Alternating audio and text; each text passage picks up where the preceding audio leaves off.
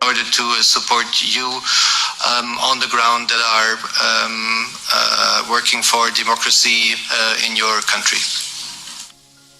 Thank you very much. I'll talk about what you can do from your end and what you can do from our end here in Uganda. Abawumva nabagize inteko y'umuryango w'ubumwe bw'uburayi European Parliament barimo baraganira ku kibazo cya Uganda, bari kuganira ku gishobora gukorwa, ariko kandi bahaye umwanya abanya-Uganda batavuga rumwe n'ubutegetsi bwa Perezida Yoweri Kaguta Museveni.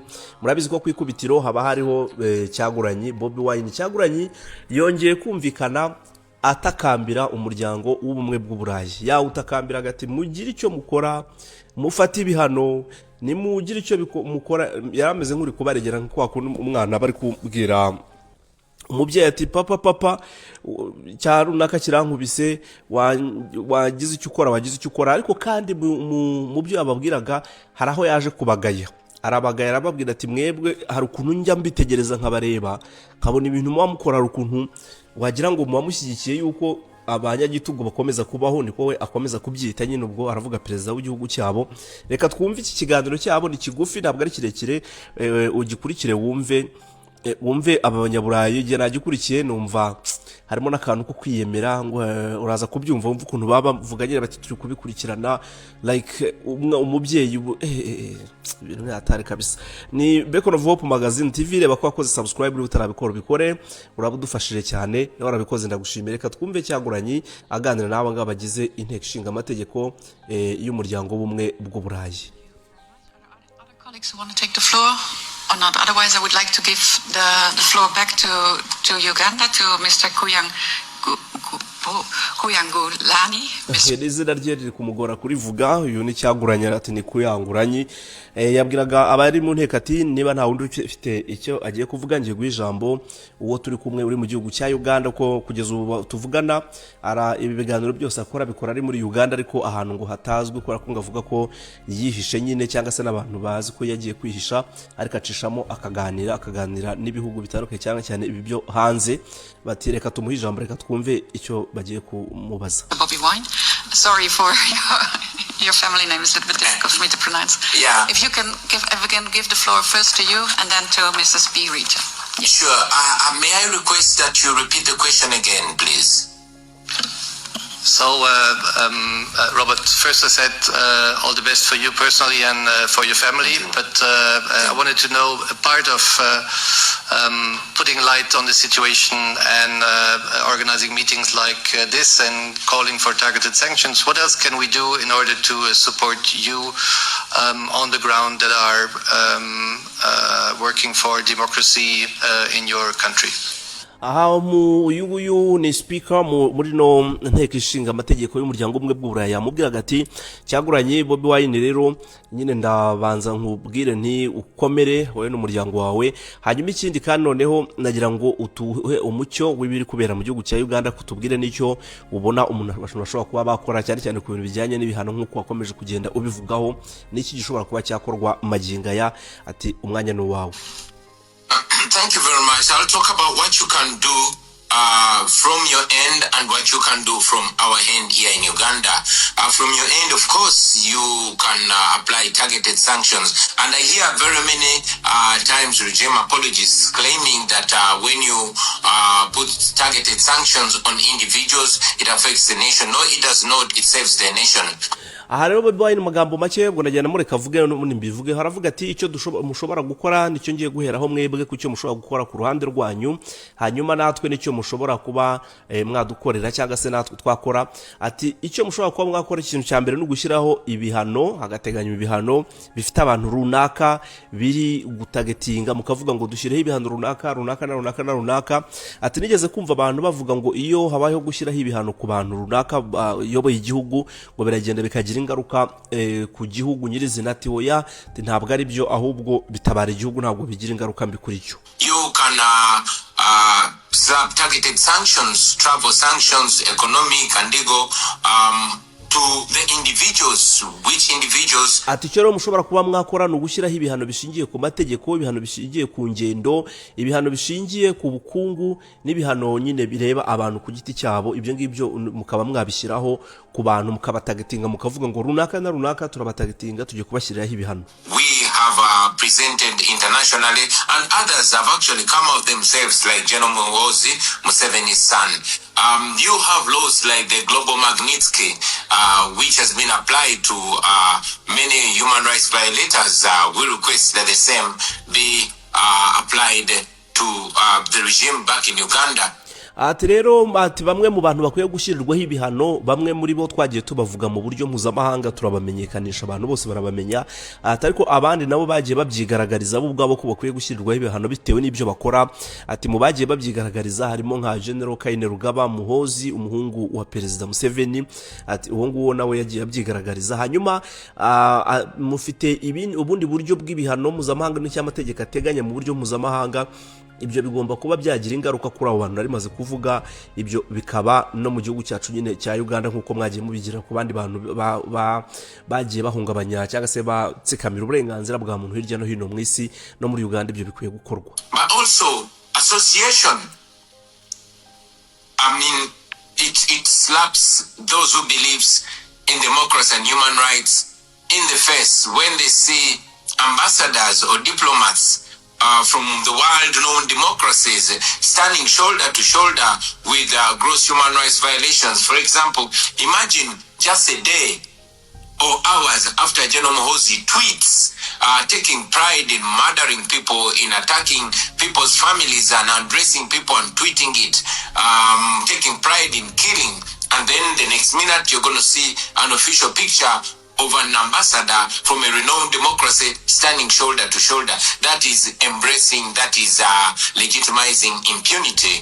Aha rero nanone aravuga ati ikindi kintu nagira ngo mvugeho ni ibintu bya association, kwihuza gukomeje kugaragara ku bantu bitwa ko bari mu bihugu cyangwa se bakorera ibihugu bizwiho kugira demokarasi cyangwa birwanya ihohotera n'itsikamira ry'uburenganzira bwa muntu.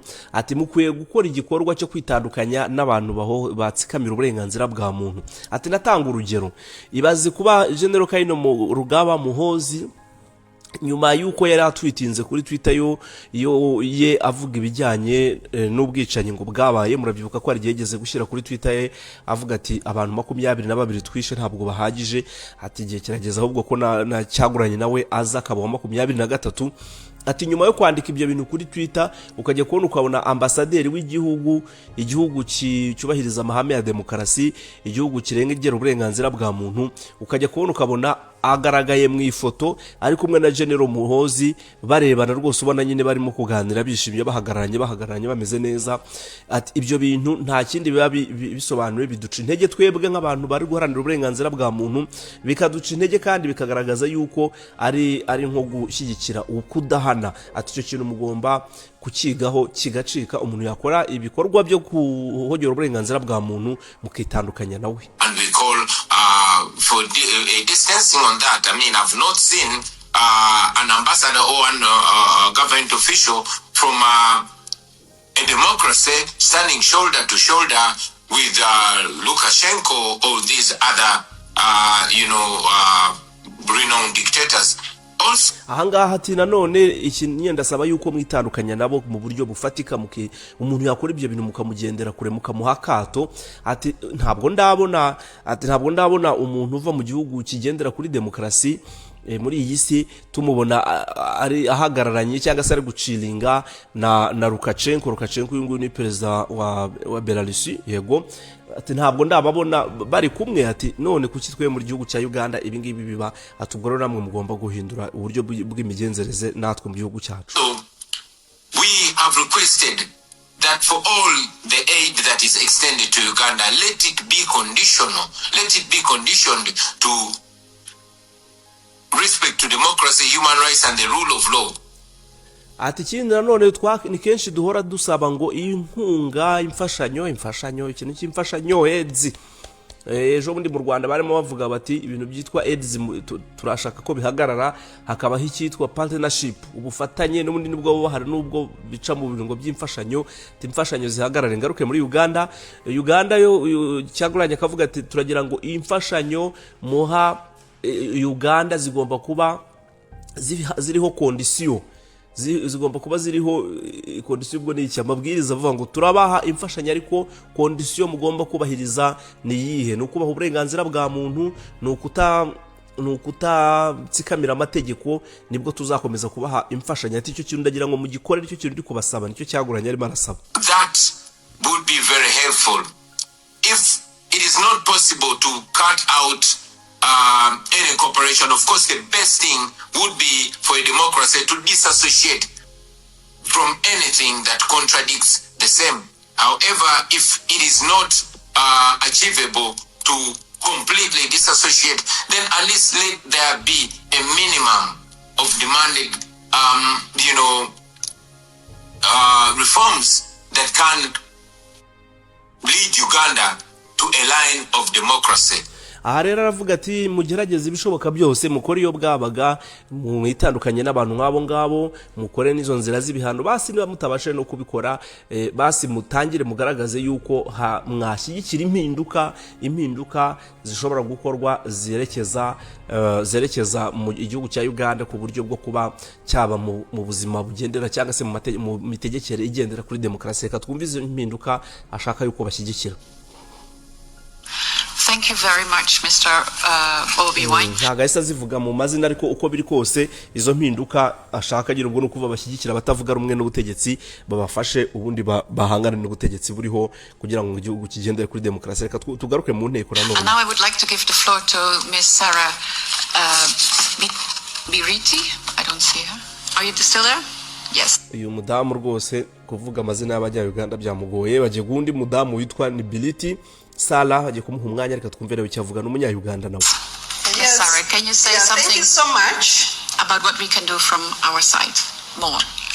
Yes, I associate myself with the submissions of Honorable Chagulanyi on what you can do. I just want to re-emphasize 3 issues. One is that you should use more of the Global Magnitsky Act on individuals that are engaged in gross violations of human rights in Uganda. Ati rero uyu ni Sala, ati nanjye ndi ku ruhande rwa Cyaguranye, ibyo avuga nibyo nanjye nshyigikiye, ndashaka kubishimangira. Kimwe mu byo mugomba gukora gikomeye no kuba mwashyiraho ibihano mpuzamahanga n'amategeko mpuzamahanga uko ateganywa, nyine mukaba mwabishyira ku bantu bose bahonyora uburenganzira bwa muntu mu gihugu cya Uganda. Ati nicyo kintu mugomba gukora, icyo ni icyambere. 2 is that you should put stringent measures to your funding agreements regarding the protection of human rights, democracy and the rule of law in Uganda that are at their lowest at this time, and we are worried about the next 5 years. Aha nanone ashyigikiye cya kintu cya kabiri Cyaguranye nawe yaravuze ati ikindi ni ugushyiraho imirongo ntarengwa n'amategeko agomba kubahirizwa mu masezerano mugirana, cyane cyane ku bintu bya funding by'inkunga mutanga. Mugomba gushyiraho icyo kintu cy'amabwiriza agomba kugenderwaho kugira ngo abantu bakomeza gutsikamira uburenganzira bwa muntu muri iki gihugu bibashe kugabanuka. Uyu munsi turabona bingana gutya, ariko duteye impungenge n'imyaka 5 iri imbere ukuntu bizaba bihagaze. Tubwo mugomba gushyiraho imirongo ituma byibuza abantu bagira imirongo batarenga bitewe n'izo nkunga mubaha. 3 is that you should support more people as compared to government. Empower the people to fight for and protect their democracy. Iki rero nacyo ati ikindi cya gatatu mugomba guha imbaraga mugaha ubushobozi abantu benshi bashoboka, babandi bagambiriye kurwanya ubutegetsi batavuga rumwe n'ubutegetsi. Abo bantu mugomba kureba ukuntu mwabaha imbaraga bakahangana nyine imitegekere iriho. This is what you can do. Thank you so much, Mrs. Biriti.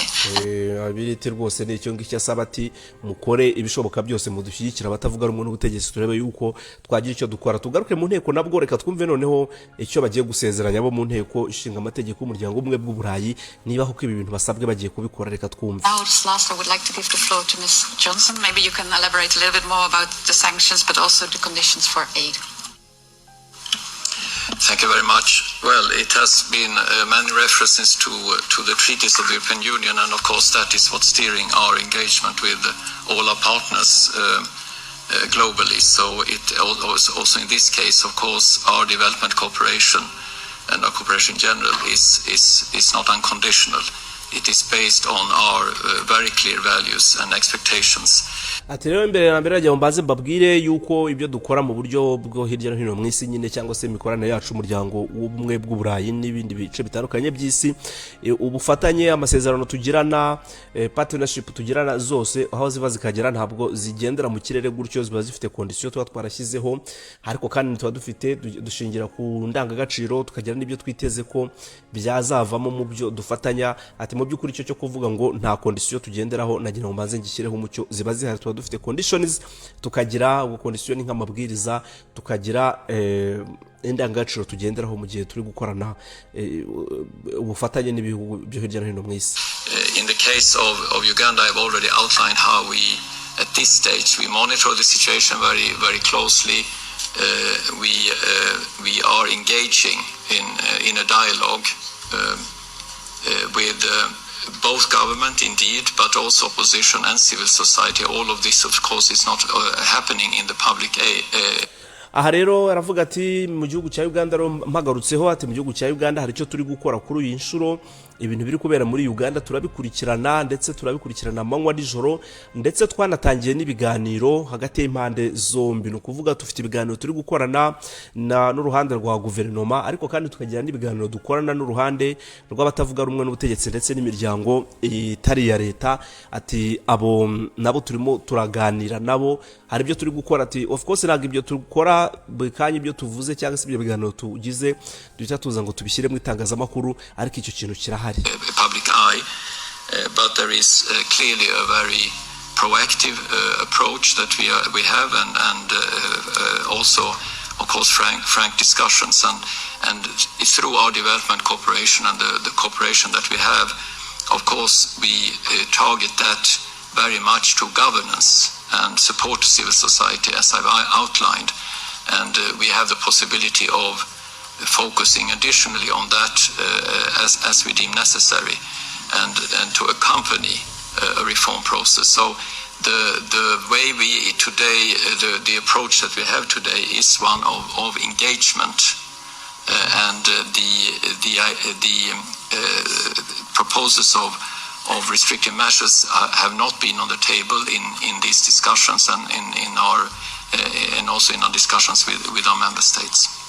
Aha rero aravuga ati mu by'ukuri ibiganiro bikomeje kugenda biba, ati nicyo kintu turi gukora, inzira yo gutekereza kuri ayo ma reforme ashobora gukorwa mu buryo bw'izo nkunga dutanga, ndetse no kubihindura no gushyiramo andi makondisiyo. Ati ntabwo turabasha kuba twabiganiraho nk'ibihugu bigize uyu muryango. Ikintu twashyizeho umwanya imbere, twashyize imbere ku mwanya wa mbere nyine kuri iyi nshuro ni ukubanza kuganira ndetse no kurebera hamwe igishobora gukorwa bivuye mu biganiro mbere yuko twinjira muri izo nzira zo kuvuga ngo duhindure dushyire amakondisiyo y'ubundi buryo, cyangwa se tube twahagarika izo nkunga n'ibindi bintu muri ubwo buryo. Abazungu bavuga sinzi ukuntu bavuga nyine ngo wagira ngo icyongereza ntabwo bakizi kandi ni icyabo. Reka ngarukira aha ngaha nanjye rero nsoreje aha ngaha, ubwo mugira ibihe byiza, ariko kandi mutubwire muri commentaire uko mwumva ibintu nk'ibi. Bamwe bati cyaguranye se kuri meze nk'uri kuregera umubyeyi, uri gutakamba ngo umubyeyi kudakubita akanyafu mukuru wanjye uyu nguyu umereye nabi. Bati ibi bintu nibyo. Abandi batari ko abanyaburayi koko bafite ubushobozi bwo kuba bahindura ibirimo biraba mu gihugu icyo ari cyo cyose, atari no muri Uganda gusa. Nabo kandi urabona ko bafite confidence, kikubwira ko bafite confidence, wumva avuga ati ubwo rero turabikurikiye nabwo se turabyumva. Ubona nyine bafite confidence ngo bafite kuba bagira icyo bakora. Ibintu nk'ibi byumva gute se iyo ubonye inkuru nk'iyi ngiyi, ubona mwene wacu w'umunyafurika ari kujya kuregera abanyaburayi? How do you feel? Wiyumva ute? Tubwire muri commentaire. Mugire ibihe byiza.